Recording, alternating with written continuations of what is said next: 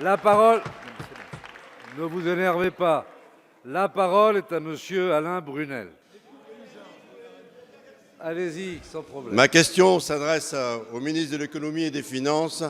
Monsieur le ministre, le groupe américain General Electric, qui emploie 4300 salariés à Belfort, dont 1900 dans l'unité de fabrication des turbines à gaz, a annoncé en mai un plan de restructuration prévoyant la suppression de 1045 postes, dont près de 800 sur le site belfortain.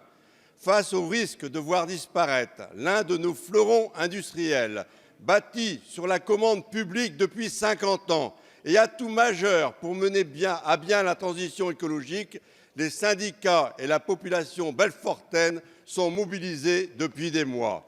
Début septembre, vous avez exhorté la direction de General Electric à améliorer très sensiblement son plan social. Vous n'avez pas été entendu et la direction de General Electric n'a pas revu sa copie. Dans ces circonstances, il y a urgence à ce que le gouvernement prenne toutes ses responsabilités.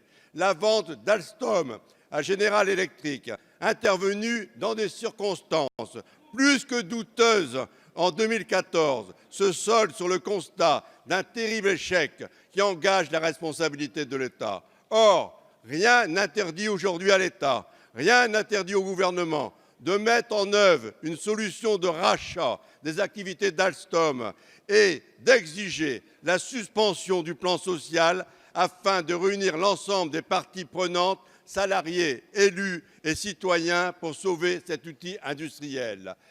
Il y va de notre souveraineté, de la vie de centaines de salariés et de leurs familles, de la capacité de l'État à conduire une politique industrielle ambitieuse et en capacité d'anticiper l'avenir.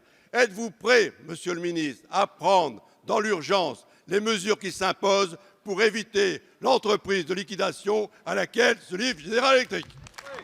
Merci, monsieur le député. La parole est à madame Agnès Pannier-Runacher, secrétaire d'État auprès du ministre de l'économie et des finances. Merci, monsieur le député, monsieur le président, mesdames et messieurs les députés, monsieur le député Brunel.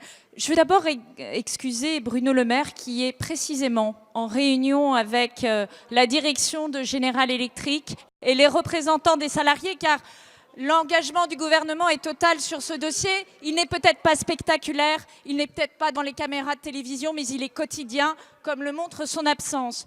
Bruno Le Maire était sur le site le 3 juin, dès l'annonce du plan. Il est en contact régulier avec Larry Culp, président de General Electric. Il est en contact quotidien avec nos équipes, ceux qui agissent pour trouver des solutions. Et je veux remercier ici la présidente de région, le maire de Belfort et les parlementaires, dont Denis Sommer, qui, eux, s'emploient effectivement à tricoter ces solutions. Notre préoccupation, elle est triple, et vous le savez. Maintenir un centre industriel d'excellence, ce qui suppose un projet industriel clair pour l'avenir de la production de turbines à gaz, dont je rappelle que c'est une énergie thermique au passage.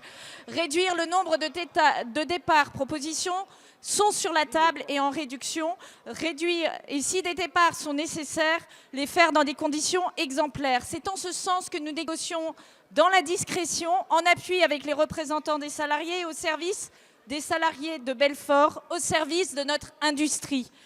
J'entends la colère des salariés et je peux la comprendre, mais je veux dire que les représentants ont, avec notre soutien et avec détermination et responsabilité, fait bouger les lignes et qu'un accord est à portée de main à condition que tout le monde soit autour de la table de négociation et que la diminution du plan que nous poussons soit obtenue. Et encore une fois, cet accord est à portée de main. Je veux enfin dire sur Alstom que l'accord de 2014 ne concernait pas ce site et que ce site est dans les mains de GE depuis 1999 et que c'est précisément cet accord qui nous permet aujourd'hui d'avoir un angle avec GE pour négocier. Merci, Je vous remercie. madame la ministre.